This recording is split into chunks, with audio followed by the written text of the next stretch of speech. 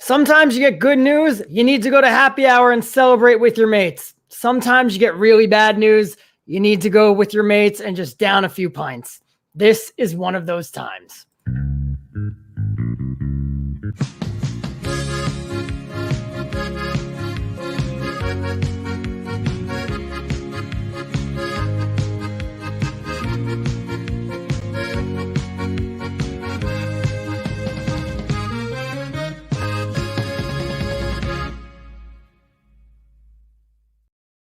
Yeah, hello and welcome back to the United Happy Hour. I think that's probably one of the most somber voices I think I've probably ever done this show in, Pauly. We don't normally have reason to be somber on here. We've got quite a good track record of United doing well since we started the show, so we're very, very rarely down. I think your tweet sort of summed it up very nicely that you put out to sort of promo the show today about, it is the United Happy Hour, but we can't guarantee how happy the conversation may be, the chat. But look, the biggest thing about all this for me, and obviously for those of you who are not aware, and I'm sure you are because you've probably been living around, we will be talking about this European Super League that Manchester United faithfully seem to be very involved, heavily involved in. It is about the fans more than anything else for me, Paulie. That's why I found myself getting very annoyed. So we are really keen, as always, to hear from you guys in the comments. Tell us what you think. Give us your thoughts. And if you've got any questions on it, things that you don't think are very clear, I've been doing a lot of swatting up about this in the last couple of days, and I know you will have, Paulie. It's something that's going to be very close to our hearts as football fans. But yeah, the European Super League, boys, nowhere else to start. There is other places to start, but unfortunately this dominates the conversation at the moment amongst all football fans, but especially, football fans of the top six and Manchester United. First of all, Paulie, when the news broke, it was around about half-time over here on Sunday. I think some people may have picked up some things early Sunday morning, but I think it was about half-time on Sunday when I first heard about it during the game. I couldn't believe. I know it's been in the pipeline and people can say that, but it was becoming real for the first time, and I felt physically sick. I don't know what your thoughts on it, but that's what I want to get. Tell me what you think about the whole idea, mate. Yeah, I think I was in a very unique and weird situation because I actually went and played softball Sunday morning and wasn't. So the last thing that I saw, I got to the game and I looked at my phone while I was waiting for my friend to get there. And the last thing I saw was a tweet that brought up the Super League and the 6 teams and everything. And I fired it off to my friends as a joke, being like, yo, these 6 teams, they just can't stop, won't stop. And that was it. Then I took out my phone at the end of the game, which was about 2 minutes before kickoff. And all I did was check what the team was. And then I put it in, drove home, and I had the match on DVR, and I turned it on, and it was, let's watch the match. So I didn't have my phone out, and I'm watching, and this was a fun match. This is the problem with it all. It was fun. Even the first half, where nothing happened in previous games and in previous situations where we've seen this, take West Brom at home.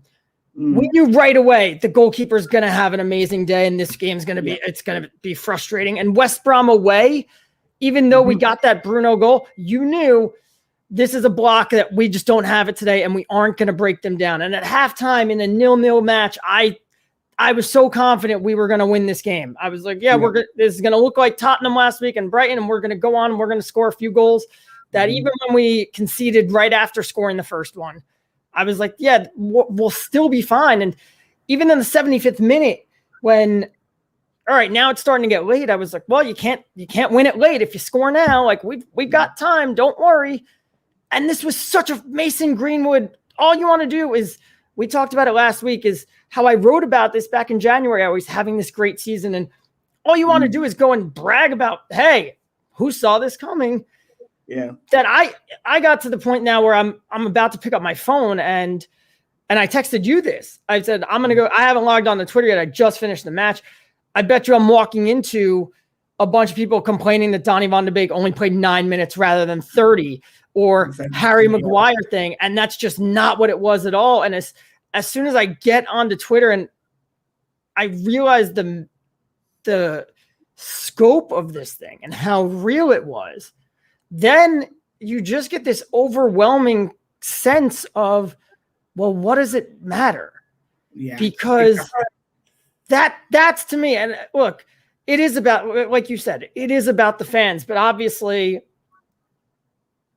there's a difference between the fans who this is their way of life and you attend every match home and away, and the reason fans like me, I'm sort of, I'm not the enemy, but I'm being portrayed as the enemy because I'm American. But to me, there's still a difference, because once you put in this Super League now, it's, well, what difference does it make? City are 8 points clear. Maybe we get into a title race if they screw up and lose a few more games. But if not, what difference does it make if we lose the rest of our games? And that really magnified itself yesterday when Liverpool dropped points late.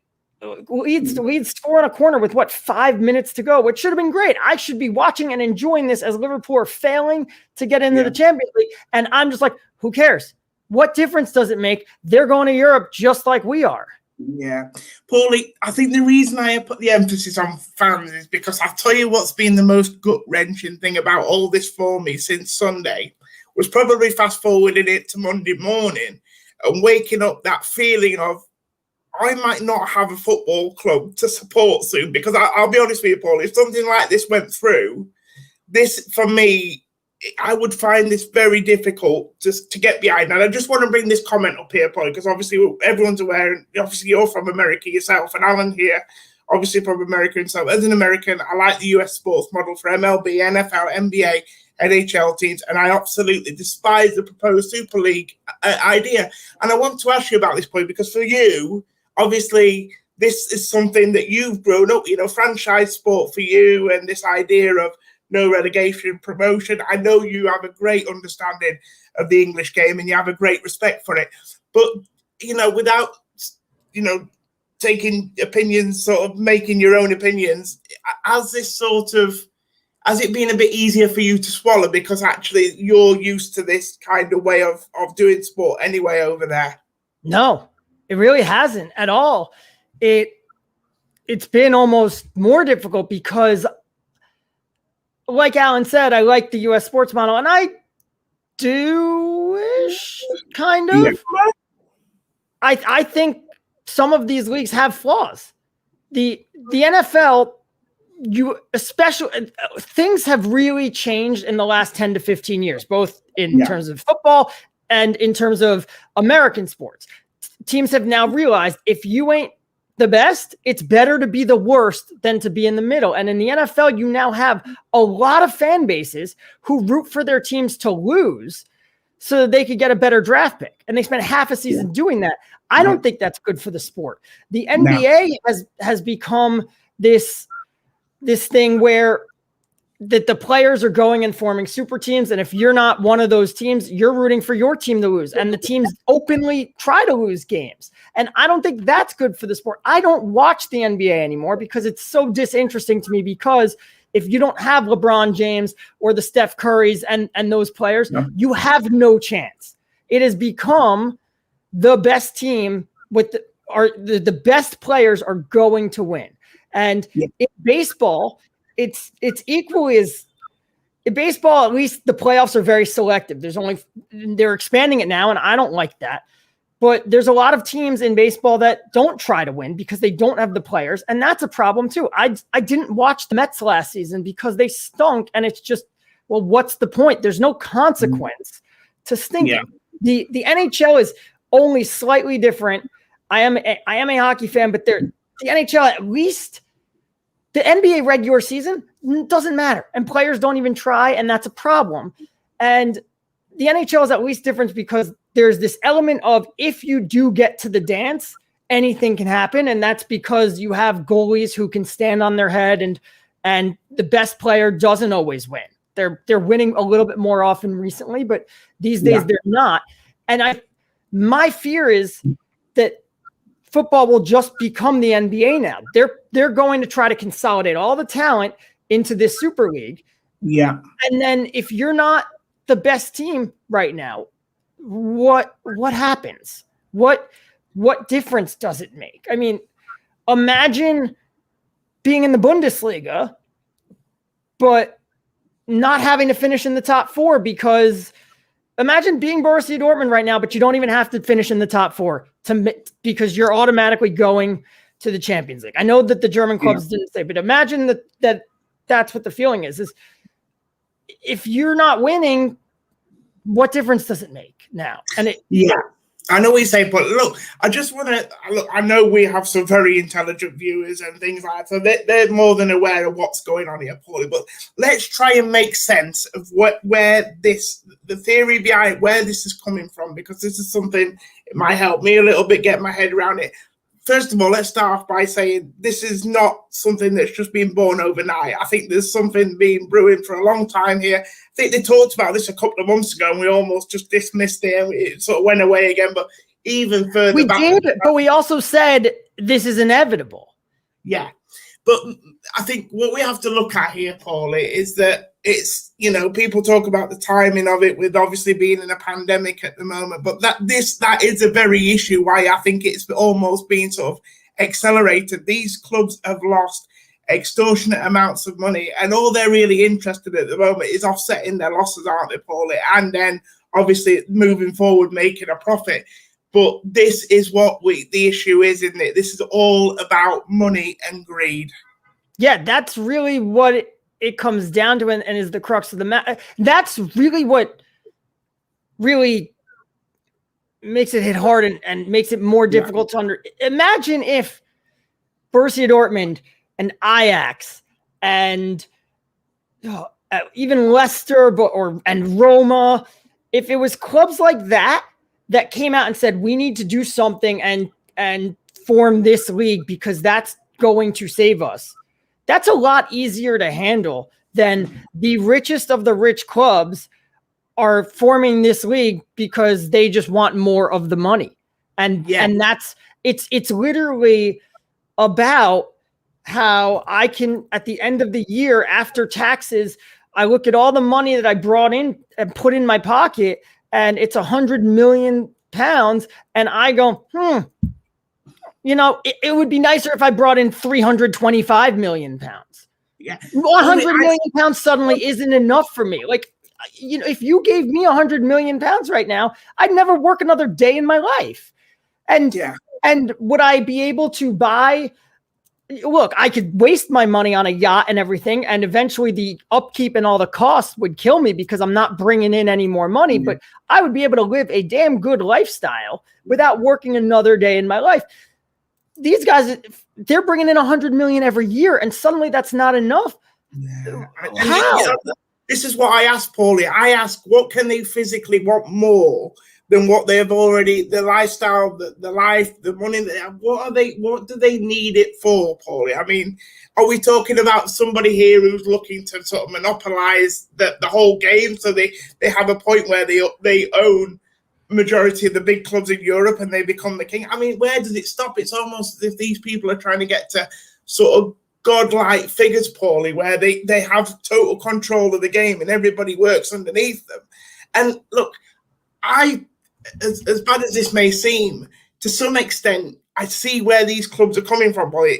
This pandemic, with the size of the clubs that we're talking about here, they will have been affected the most. I understand that completely. And I do also, struggle sometimes with the idea that maybe they don't get the pay, they probably don't get a bigger slice of the cake as maybe they should do. I mean, the Premier League, for example, last year, Liverpool's total earning from the Premier League was around about 150 million.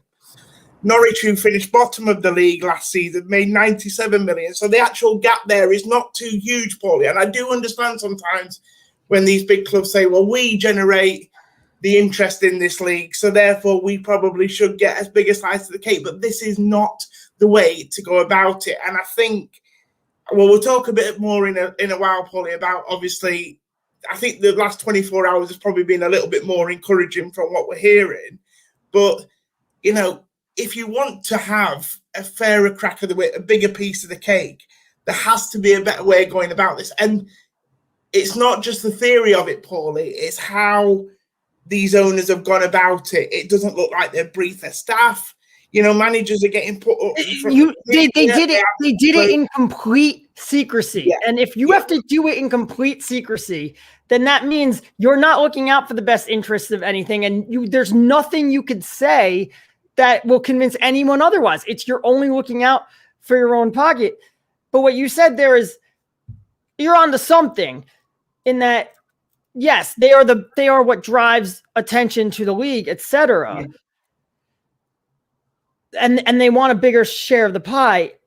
That's true, but only to an extent, because there are certain things that help that drive it. One of the things that as an American attracts you to this model and this setup of sport is the fact that not only do you get a club like Bournemouth, who are about one goal away from going out of the league and suddenly rise up to a Premier League club, is the fact that now I watch Manchester United go to this stadium that only holds 12,000 fans, and they're playing there in a real game. This is no different to them than having to go to Stamford Bridge. It's this. So the idea that it's because you get this in the FA Cup, but like this is in the league, that all these teams can do this. It's special to watch United go to the San Siro and play AC Milan. It's special when they do that on the heels of playing Brighton at the Amex. It's not special when they play AC Milan at the San Siro and then they come home to play Barcelona at Old Trafford. Well, AC Milan's a fantastic example, because we had them obviously in the Europa League this year. And I don't think we've played AC Milan in a competitive game since the 06-07 season when we played them in the Champions League quarterfinals, I think it was. And it was nice to be able to play them. Was it 2010, was it? Yeah, remember when Beckham grabbed the green and gold scarf? Yeah, sorry. My point is, though, Paul, is that it's been a while, hasn't it? And I think that's when you play these teams once in a while, that makes the games more special for me. I think, like you said, if it's week in, week out, I soon see the sort of glamour of it wearing away, to be honest. I think people will get bored of it. I also don't think that every game in that league is going to be like a PSG Bayern Munich game from the other week either. You will still get pretty dull games and dire games, especially towards the end of that campaign when people start needing certain results to do certain things. You'll still see poor games. So, it's really difficult, Pauly, but I just want to move it on because I want to sort of carry on, yeah. You said something right there, and we have two examples of this. So one is on a micro level. Just this past January, we played Liverpool in the league, and a week later we played them in the FA Cup. And what were we saying for the FA Cup was, change things up and try something new. This is an opportunity to do that because United Liverpool is the biggest fixture on our schedule every year. Two big games. And now we're blessed with a third, but we're like, but we just saw this. So let's do something different and see something different. And the other example is obviously the other extreme example is that year where Barcelona and Real Madrid played each other 4 times in the space of about 10 days. And everyone was just, they were awful games because of Mourinho, but everyone was just exhausted of it by then. And that ended up being what kind of broke Pep at Barcelona and broke Mourinho at Real Madrid. Yeah, definitely. But let's move it on, because I do think the last 24 hours or so have been a bit more positive from, looking at this and where we're going with this, Pauly, because I have been enthused by the reaction of some managers, most notably Jurgen Klopp, who spoke last night. I thought spoke very well. He was asked about this back in 2019, and to be fair, when he was asked about it again last night, his view hasn't changed. He's stayed consistent. I think Pep Guardiola's done a press conference today where he's been very much against it as well. And for me, Paulie, this at the moment, amongst a few other things, is the only way in which I sort of see it falling down. We need more players and more managers to speak out about it, because if managers are not willing to get involved in this and players are not willing to get involved in it, then the games can't go ahead, can they? I mean, somebody said yesterday we're heading for a civil war, and someone replied, I don't think we are. I think we're heading for a nuclear war. And if we get into a situation where these owners keep forcing this through and players and managers don't want to be involved in it, we're going to have a real standoff, aren't we, Pauly? Yes, but legally it becomes tough. Yeah. The managers can walk away. It's easy. Managers can resign. Yeah. It's much more difficult for the players to do that. If players could quit their contracts, they would do it all the time. Then there wouldn't be transfer fees. They would just say, I quit, and now I'm going to go sign for AC Milan. But you can't, because the Premier League or your club owns your registration rights. So you can walk away from the game in total, but you can't. So speaking out, it's difficult for the players because ultimately, this is where they need to be. Once the thing starts, the players are going to want to play in the Super League. We all laughed when UEFA created the Nations League, and we were like, what's the freaking point of this? It's just for them to make money, and who cares about these internet? And then the game started and the players cared. And suddenly we're like, hey, these are pretty good games because the players care. Well, guess what? The players are going to want to be in that league because that's where the sponsorship is going to come from, etc. So it's very difficult for the players to speak out, and it's very difficult for managers to speak out. People seem to forget that it is very difficult to come out publicly and say, my boss is an idiot. These are the guys that sign their checks. These are the guys that give them money. And there is such an outcry right now over fans being like, well, Ole Gunnar Solskjaer better go out there and slam the Glazers. He's not going to do that. No. Sir Alex Ferguson didn't do it. Sir Alex Ferguson changed his tune real quick when he realized, hey, like, look, if these guys don't care as much as they have clearly shown that they don't care, they would have had no problem firing Sir Alex Ferguson. No. And Sir Alex Ferguson said, don't bite the hand that feeds you. And Ole Gunnar Solskjaer is going to do the same thing because, look, there's half a fan base right now that already doesn't think he's fit to be United manager. And they say that if he got sacked from United, he wouldn't get a single other Premier League job. No other team in the Premier League would offer him a job. If that's true, why in the world would Ole Gunnar Solskjaer jeopardize his current job? Yeah, look, I totally agree with it. And look, this comment here about players holding outside new contract. The problem I have with this is if you look at the United players and the level of them, so look at a Bruno Fernandes. If he leaves United, where's he going to go? Because he's going to go to another club that's going to be involved. This is the difficulty of it. It's like, because the money's not going to be in the game for him to go to one of the other 14 clubs in the Premier League, for example. Germany will obviously, people may be an area where people will look to go. But again, I find that PSG obviously not getting involved. But it is an interesting point about what players will do with their contracts. But Pauly, I'm optimistic. I'll be honest with you. I'm optimistic. The more and more I read about this and the more and more outlandish it sounds, I'm optimistic that this may be a kind of way of these teams saying, look, we need some change here, both domestically and in their European campaigns. And maybe they're just trying to throw this out there to sort of start a conversation. Don't get me wrong, they've gone the complete wrong way about it. It doesn't look, it's not great. But is this time now? Because I don't think UEFA are blameless. They've got their, that they've done things wrong.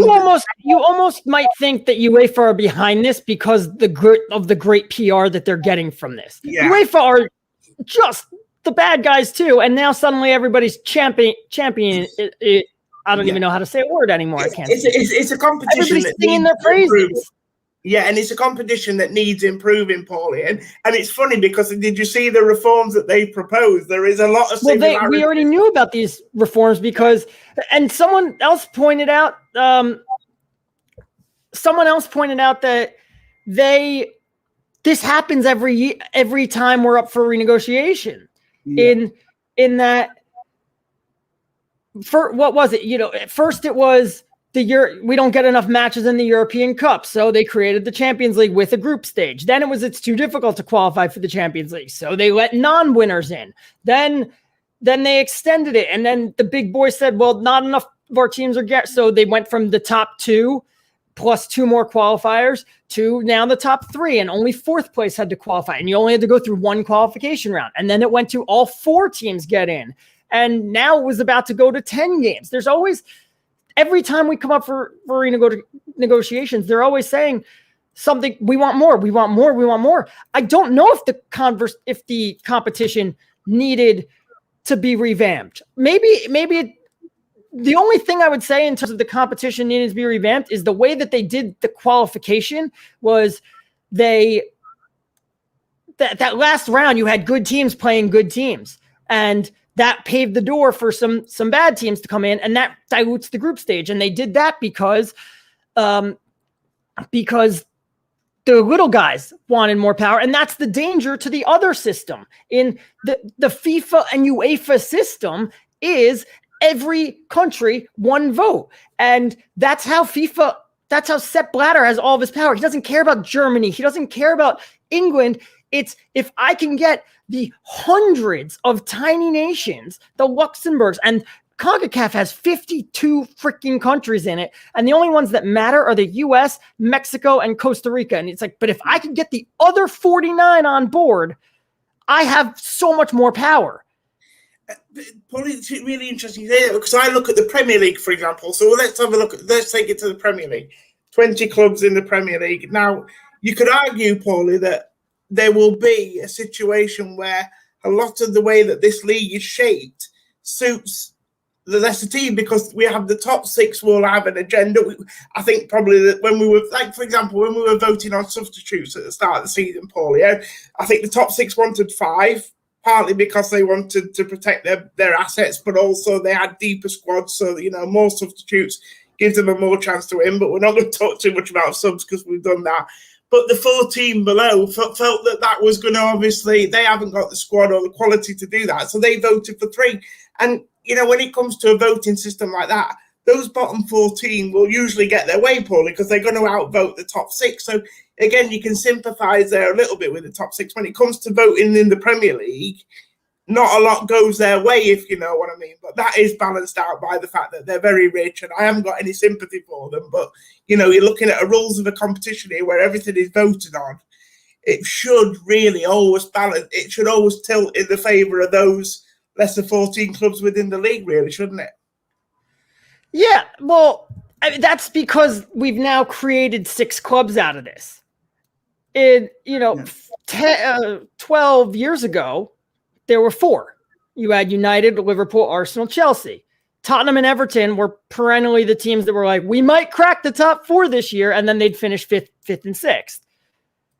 Now, then City got in, and then Tottenham have established themselves as getting in, and that's too much. Now we've got 6 going into 4, which is great for the league. It's great that we've got 6 teams trying to qualify for 4. But James Corden last night on his show, I don't know if this clip has made it to the UK, but James Corden is a British comedian who has a late night show in the US.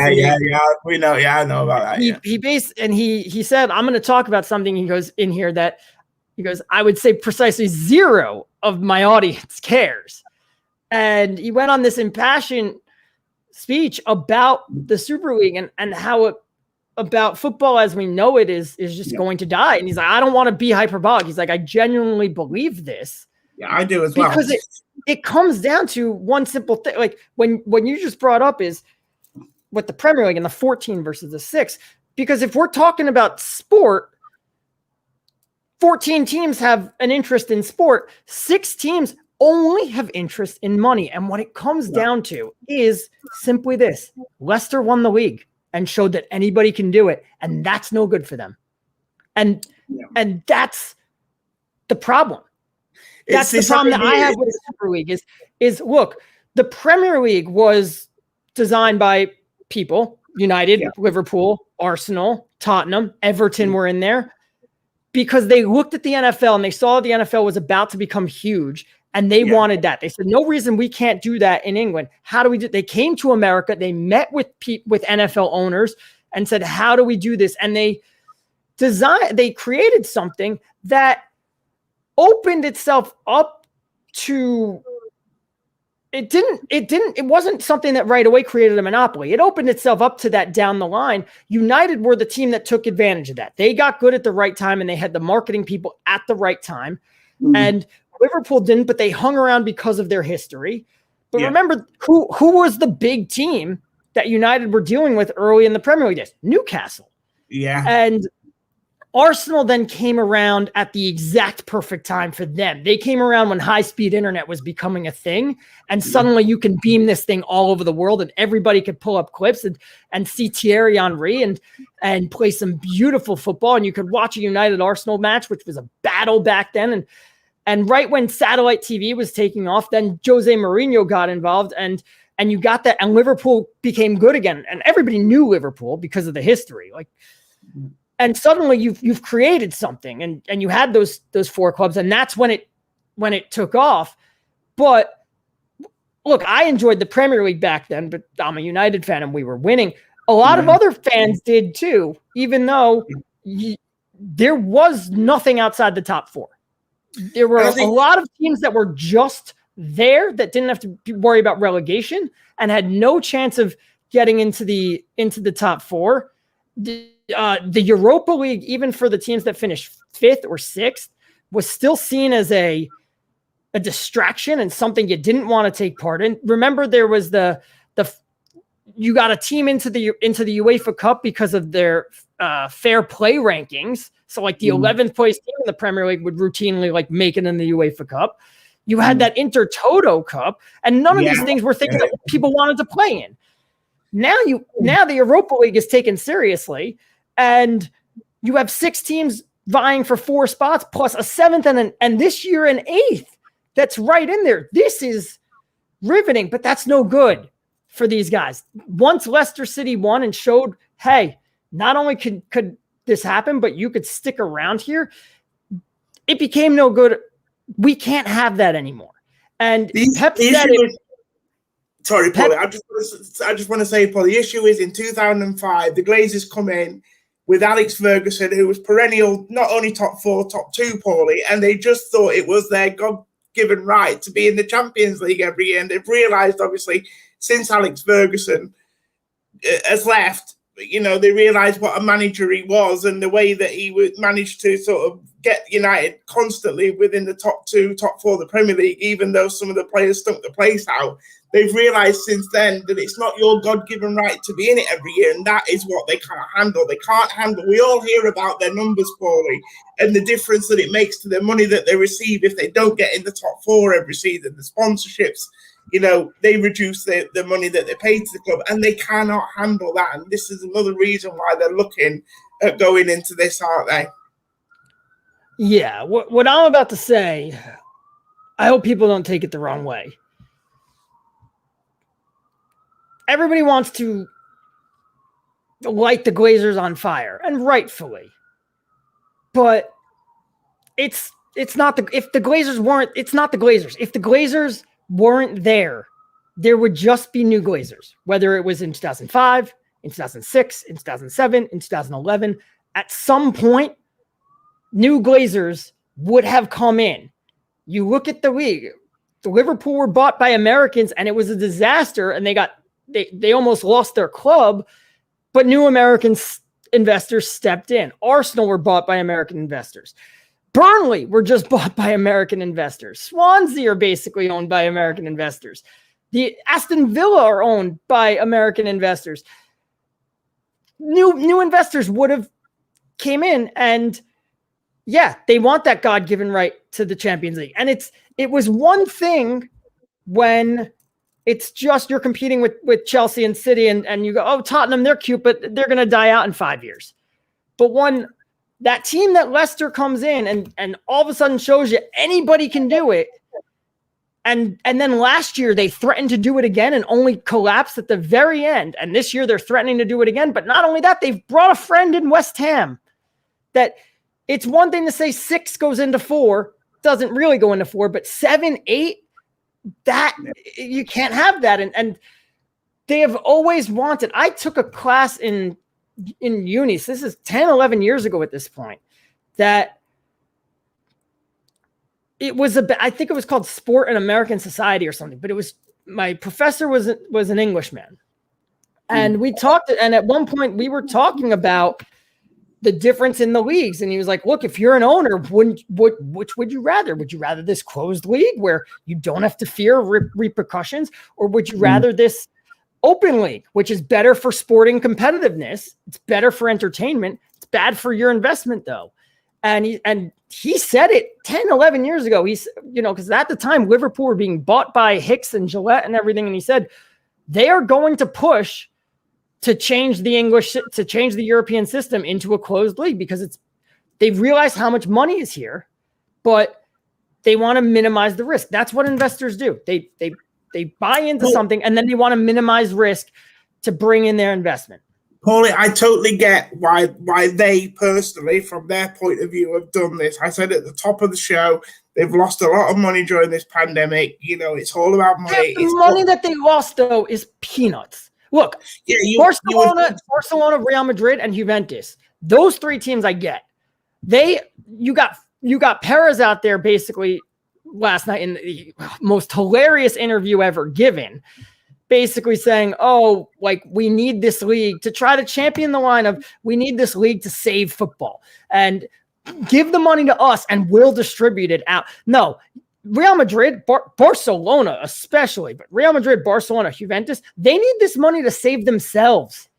Real Madrid couldn't spend a dime in the transfer market last season. Barcelona are about to go bankrupt. Juventus they couldn't even talk to Mauricio Pochettino because they couldn't afford his wages when they needed to hire a manager. They need the money so badly. When you run the numbers, they're getting 2.3 billion pounds in loans and everything that they got to pay back, but they need the cash right now. Well, this is what makes me laugh when you listen to car crash interviews like Florentino Perez last night, who's talking about saving football. This is not about saving football. It's about, like you said, saving Real Madrid.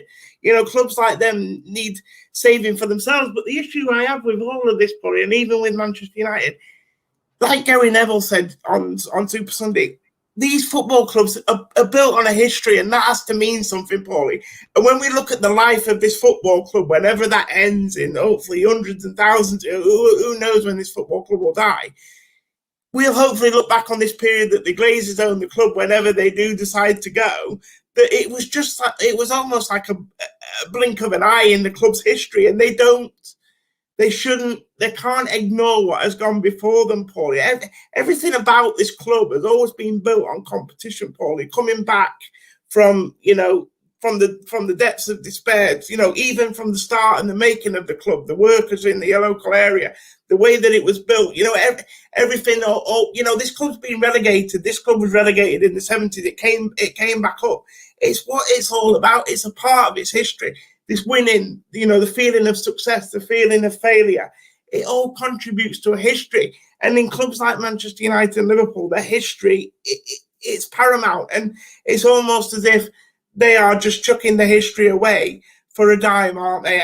And that is what I struggle with as well, Paul. It's the idea that it's just forgotten about everything that this club has come through and gone through and the success that it's had.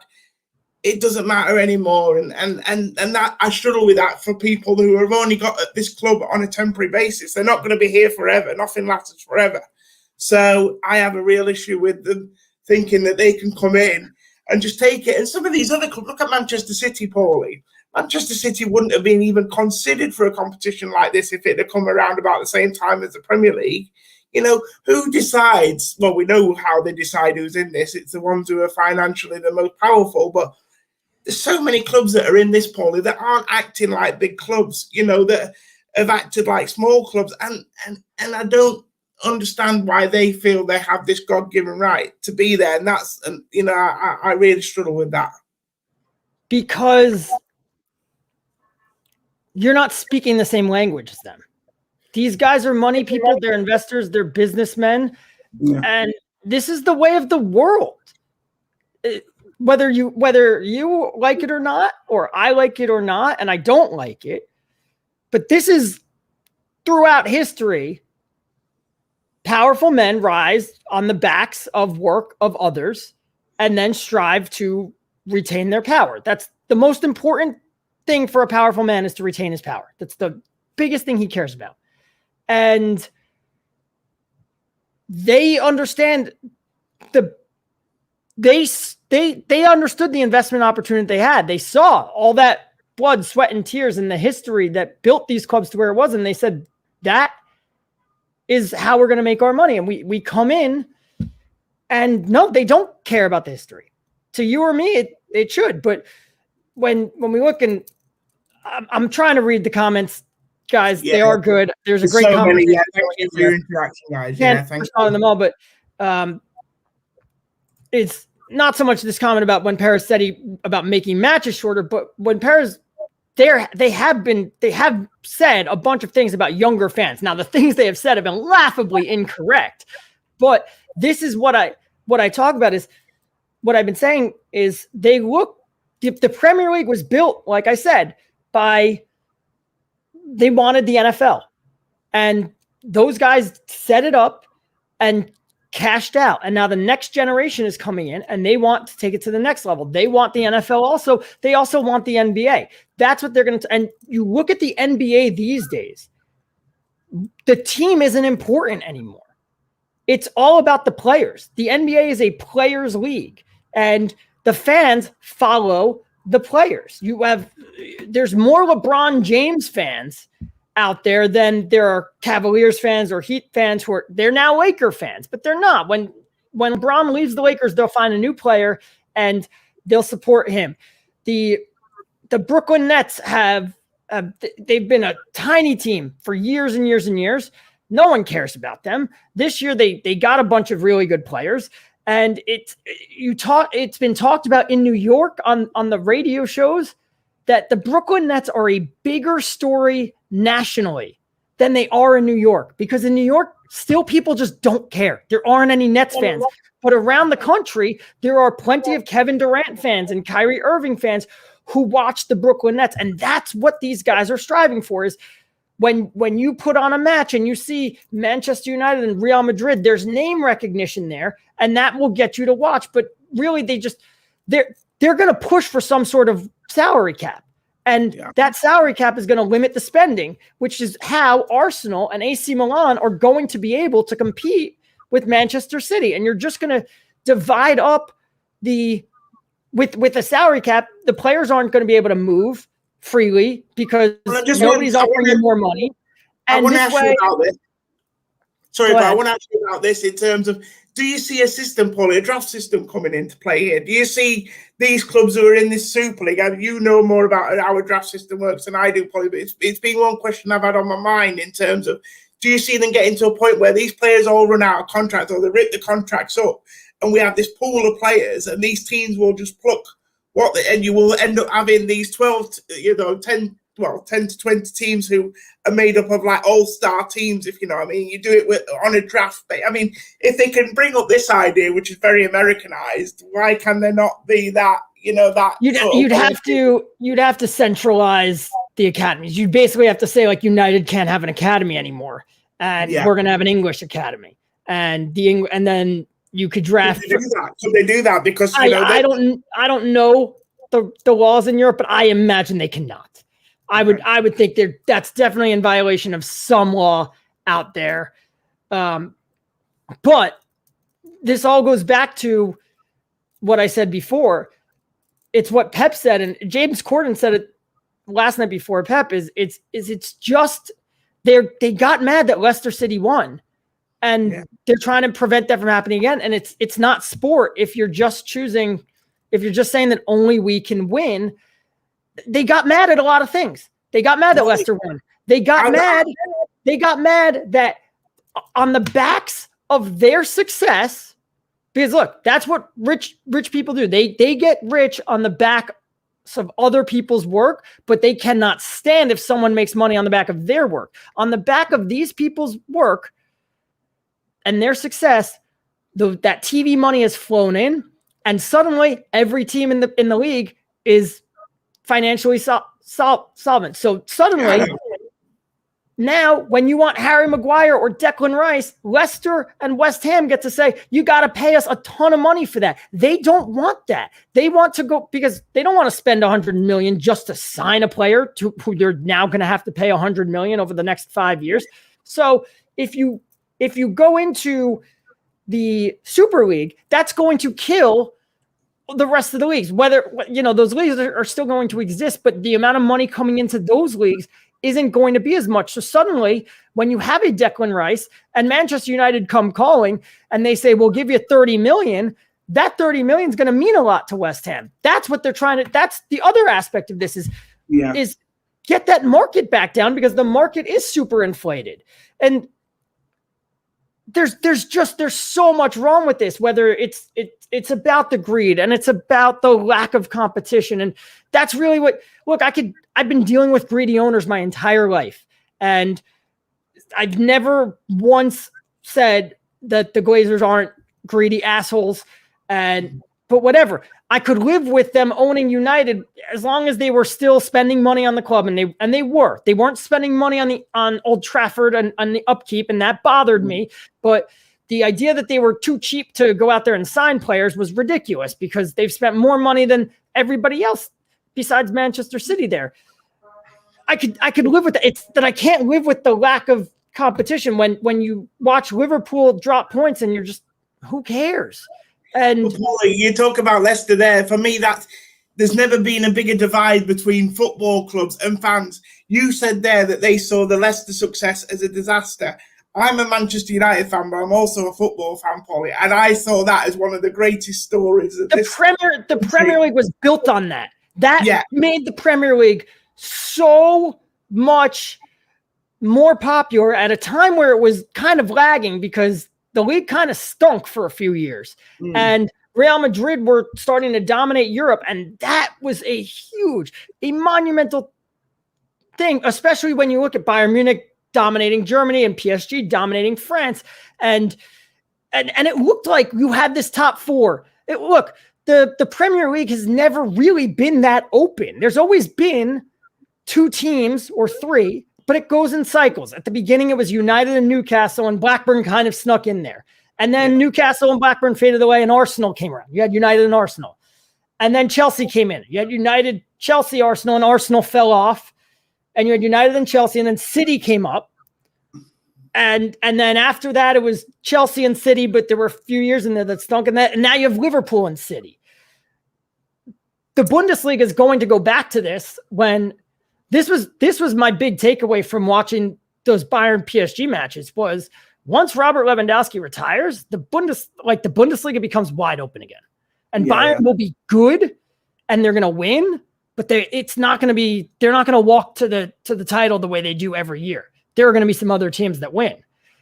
And Italy's coming back now. Milan and Inter Milan, they lost their way a bit. They got into some financial issues and they've had to rebuild themselves, and they have. And look what's happening now. Inter's going to win the league. And suddenly in France now we have a competition. And Atletico Madrid has broken the duopoly of Real. So it's not a totally open field anymore.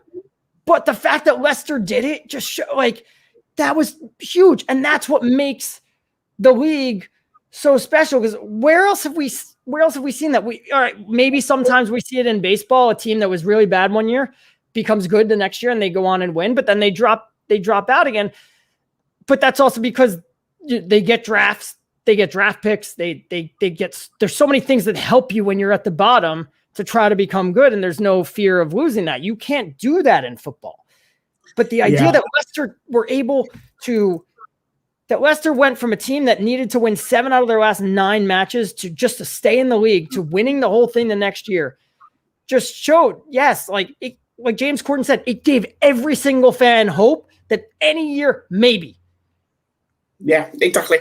Pauly, look, the Premier League now are probably sort of reaping what they sow a little bit, and UEFA in terms of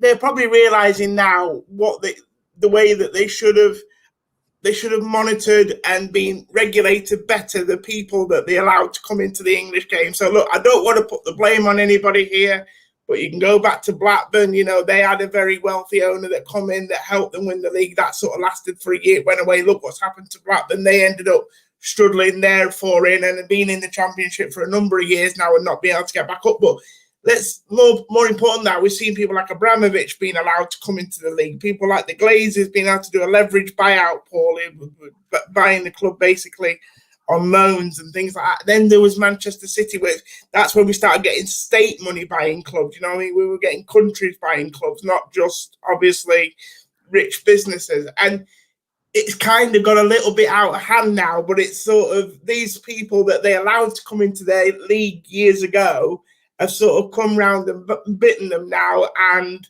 it was always going to happen, I suppose. And even UEFA play a part on this as well, because they need to regulate who are buying European clubs, don't they? Yeah. But when you say they, who do you mean? Because at the end, you mean the Premier League and everything, but behind every name and title and organization, there are people that made those decisions. Yeah. And where are those people now? Richard Scudamore, who's now back in the picture and advising the Premier League, but he was what? He was the head of the Premier League in the mid-2000s when the Glazer takeover happened. Where's he now? He's retired. He's made a lot of money off that, because to say that humans aren't inherently greedy is wrong. Humans are inherently greedy. That's world history 1,000 times over. And Richard Scudamore was, I'll do this. And in 15 years, if it becomes bad, look, they'll take the short-term success.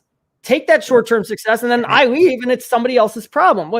How have we handled this freaking pandemic has been, let's throw a little money at it now and a little bit, that's still, it's still going on 6 months later. All right, so now we got to spend more money. Whereas if we would have just spent a lot of freaking money up front, we might have been able to handle this better. But to so many people, 20 million up front, that's a no blow. And then it goes, okay, well, how about 3 million a month for 3 years? Like, you're going to end up spending more money. So people, there's so much short-sightedness. Can you blame them when they're just like, well, I'm not going to be here in 10 years, so I might as well do what I'm going to do to make more money? No, but like I say, Paul, it goes back to these people feeling a responsibility for the game, doesn't it? I know what you're saying from a selfish point of view, but they need, people. We need to get people in charge here who have a sort of empathy for the game, who are not putting their own interests out. And I know I'm probably living in a pipe dream, Paulie, but this is where we need to get. Look, we spent 52 minutes. I think you're coming at it from like this fan view of how do we make the world the best place, which I believe in also. Look, there's nothing that you are saying that I am disagreeing with. I just have this. You're putting realism on it, aren't you? Right. I always look at it from the human perspective of, look, the men who reach the top, there's a ruthlessness behind them all. None of them are good people. And for all of them, they're all driven by money and to get money. And that's how they've gotten to the top. So even when they sell you on what's best for the game, once they get there and they take a sip of the champagne, they don't want to lose that. And look, they always say everybody's got a price. Your morals are something until the right amount of money comes in. Yeah. And that amount of money changes people right away. I get the power. I get to go to any match that I want and sit in the director's box. And suddenly it's about I can take my family on a nice vacation. And, it quickly changes even the most well-intentioned person. It just quickly changes them. Yeah. Look, Paulie, this comment here about, will we ever get rid of Glazers? Now, I brought this up, Paulie, because the positive that I've been holding on to the last couple of days is in terms of Glazers going out the club. Although, like I say, that doesn't mean it's the end of it, because the next person who buys this football club is probably going to have that same want to be successful financially. But I've been wondering, Paulie, do you think that this could be a watershed moment in terms of the Glazers and the time at Manchester United? If this was to somehow be blocked and not happen and not go ahead, if they see that this cannot happen, do you think this might be something that might make them think, well, I think we probably made as much money as possible out of this club and as quickly as possible, and it might be time to go? So what I'm trying to say is, if they don't get their own way, do you see them spitting the dummy out and potentially looking to put the club up for sale? Could this be a watershed moment, or do you think they'll just look to generate income another way and they're around for the long term? I hate to be cynical about it, but no, I don't think so, because which is another thing that just bothers me about this is just go and be a completely hands-off person. Like, you bought Manchester United in 2005 because you recognize the investment there. And when you're ready to sell it in 25 years, you're going to be able to sell it for a hell of a lot more than you bought it from. You don't need to go and that's fine. If that's your motivation, that is fine. But then to go into this, to create this new league, because like we said before, I'd rather have 325 million pounds in my pocket than 100 every year. That is just pure selfishness and greed. So if this collapses, you fall back on the Premier League, and eventually a new TV, and the Premier League will still be valuable, and eventually a new TV deal will come in, and you'll make more money there. That we've seen what the new Champions League looks like, so you're going to make a lot more money there. There's still the sponsorship behemoth, but again, there's still so much debt that would need to be bought out. Like, if I'm an owner, if United are worth £3 billion and they're $500 million in debt, like, I would have to pay $3.5 billion to buy them. Yeah. So until the Glazers pay off that debt, which they are scheduled to do, but gradually over time, and once they are done paying off that debt, that's when they will sell, because then they'll really make the most money. They're not going to sell right now because, again, nobody's really going to come in and buy. So no, I don't think this gets rid of them. The only way it would get rid of them is if fans are allowed back into Old Trafford, and they're not. They're not there. And if they come up with a new TV, if right before they come up with a new TV thing, like if no one's paying for Sky or BT anymore, then those companies aren't going to want to invest in it. But guess what? It's not just United fans. It's, especially in England, you've got fans throughout the country who are paying for Sky and BT. So it's worth, United are just grouped in there. So then in America, if nobody's buying Peacock and getting NBCSN, then they're going to be like, well, the Premier League's not worth investing in. But it's not just United fans. So it would have to be, everybody would have to really be taking a stand. And that's, you can't even get a small protest outside Old Trafford. No, everybody to, and not just that, but you buy Sky Sports because it doesn't just have United. What else does it have? And you buy BT Sport for what else? And in America, Peacock has different shows, and if I buy it like for that, then I've got the football subscription. So no, as much as fans say, hey, we won't come back, there will be enough that do, that they're not going to leave. Look, the sad thing about this as well is it probably won't rely on fan money so much. They've got this deal with JP Morgan that will probably be there for them every year, regardless of attendances and merch. Obviously, they can make more money on top of the JP Morgan money, but they'll have a statutory payment there, a little bit like they do from TV money, regardless of sort of who goes and watching that. We're getting towards the end of the show, Pauly, so I do want to sort of not wrap it up, but I do want to talk about the future now. Let's have a look at this and what your thoughts on in terms of, do you think this is going to happen? Or is this realistic? And do you think it will happen?